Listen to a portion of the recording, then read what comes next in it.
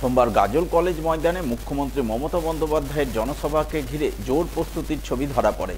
গাজল college ময়দানে প্রস্তুতির কাজ খতিয়ে দেখেন রাজ্যের মন্ত্রী সাবিনা ইয়াসমিন, জেলা তৃণমূল সভাপতি আব্দুর রহিম বক্সি, জেলা তৃণমূলের মুখপাত্র আশিস কুন্ডু, জেলা পরিষদের সভাধিপতি লিপিকা বর্মন ঘোষ সহ জেলার একাধিক নেতা নেত্রী।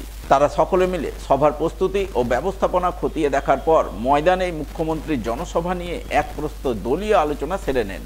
পরে সংবাদ মাধ্যমের মুখোমুখি হয়ে জেলা তৃণমূল সভাপতি আব্দুর রহিম বক্সি এবং রাজ্যের মন্ত্রী সাবিনা ইয়াসমিন জানান, 2026 সালের বিধানসভা নির্বাচনকে পাখির চোখ করে গাজলে দলীয় জনসভা করতে চলেছেন মুখ্যমন্ত্রী মমতা বন্দ্যোপাধ্যায়। তাই সভায় মুখ্যমন্ত্রী দলের নেতাকর্মীদের উদ্দেশ্যে কি বার্তা দেন তা শোনার জন্য তারা সকলেই অধীর আগ্রহে মুখ্যমন্ত্রীর আগমনের প্রতীক্ষায় প্রহর গুনছেন। 3 ডিসেম্বর গাজল কলেজ মাঠে প্রকাশ্য সমাবেশ।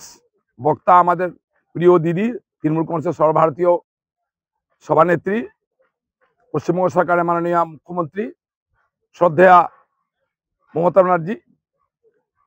সেটাকে সামনে রেখে প্যান্ডেলের কাজ আমাদের চলছে, হেলিপ্যাডের কাজ আমাদের চলছে। ইতিমধ্যে হেলিপ্যাডের কাজ সম্পন্ন হয়েছে, হেলিপ্যাড এবার ট্রায়ালও দিয়ে চলে গেছে। আর প্যান্ডেলও প্রায় শেষের দিকে, আজকে রাতের মধ্যে শেষ করে নিব আমরা। দিদি যে এখানে আসবেন প্রকাশ্য সমাবেশে, দিদির বক্তব্য শোনার জন্য প্রত্যেকটা পাড়ায় পাড়ায় বুথে বুথে প্রস্তুতি পর্ব প্রায় শেষের দিকে। আমরা আশা করছি একটা ঐতিহাসিক সমাবেশে, যেহেতু এসআইআর এর যে হুমকি কেন্দ্রীয় সরকার দিয়ে রেখেছে পশ্চিমবঙ্গের বাঙালিদের উপরে, সেটাকে তার বিরুদ্ধে দাঁড়িয়ে দিদির বক্তব্য শুনতে একটা ঐতিহাসিক সমাবেশ এই মাঠে অনুষ্ঠিত হবে।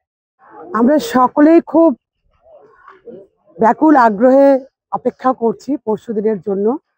একদিকে প্রত্যেকটি ব্লকে ব্লকে দলীয় কর্মসূচির মধ্য দিয়ে কিভাবে আমরা পরশুদিনের কর্মসূচি সাকসেস করতে পারবো, অন্যদিকে গাজল মাঠে যে আমাদের প্রস্তুতি চলছে, সেটাও আমরা সবাই মিলে খতিয়ে দেখে নিচ্ছি, কোনো প্রকারের যেন আমাদের ত্রুটি না থাকে। এবং যেহেতু এটা দলীয় আমাদের সভা, ফলে আমরা আশা করছি ব্যাপক সংখ্যক লোক নিয়ে আমরা এই দলীয় সভায় অ্যাটেন্ড হয়ে বাংলার মুখ্যমন্ত্রী শ্রীমতী মমতা ব্যানার্জি তথা অল ইন্ডিয়া তৃণমূল কংগ্রেসের সভানেত্রী দিদি শ্রীমতী মমতা ব্যানার্জির ওনার কথা শোনার জন্য আমরা, এবং 26-এর জন্য উনি আমাদের কি বার্তা দেন সেটা কিন্তু প্রত্যেকটা গ্রামে গঞ্জের মানুষ খুব উদ্গ্রীব আছেন। এবং আসুন সকলে মিলে আমরা গাজল কলেজ মাঠে আসি এবং দিদির বার্তা আমরা শুনি।